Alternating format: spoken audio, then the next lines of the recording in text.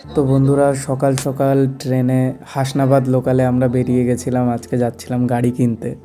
আর এই যে সকাল সকাল এই যে আমাদের গাড়ি যেতে না যেতেই বন্ধ হয়ে গেছিল পেট্রোল পাম্পের সামনে। দেন আমরা একটু হেঁটে হেঁটে যাই, তারপর গাড়িটা আবার স্টার্ট হয়।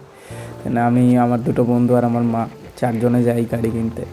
আর আমি তো ভীষণ এক্সাইটেড এই যে ট্রেনে করে আমরা সবাই যাচ্ছি। আর এই যে সুন্দর একটা জায়গা, আমি সত্যি কথা বলতে যখন ট্রেনে আমি ট্রাভেল করি, আমি আগে গেটের সামনে দাঁড়াই আর এই যে সৌন্দর্য প্রকৃতির সেটাও অনুভব করি। আর তারপর আমরা শোরুমের সামনে গিয়ে পৌঁছালাম। আসলে শোরুমটা হচ্ছে বসিরহাটে, আমরা থাকি বারাসাতে। বারাসাত থেকেও আমাদের বাড়ি 12 কিলোমিটার ভেতরে।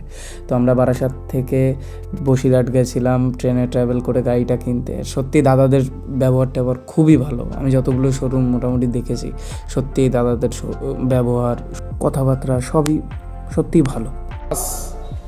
গাড়িটা বেশ পছন্দ হয়েছে আমার, তার জন্যই নিলাম। আমার একটা অলরেডি আছে, এটার 450S। আর আজকে এই গাড়িটা নিলাম, এখনো চালাইনি, দেখা যাক, চালাবো একটু পর। আসলে এই যে দেখতে পাচ্ছ, এই যে দাদা আমার জন্য গাড়িটা বার করছে। আসলে এই চালানোর ভিডিওটা আমি দিতে পারিনি, কারণ তখন প্রচুর বৃষ্টি চলে এসেছিলো।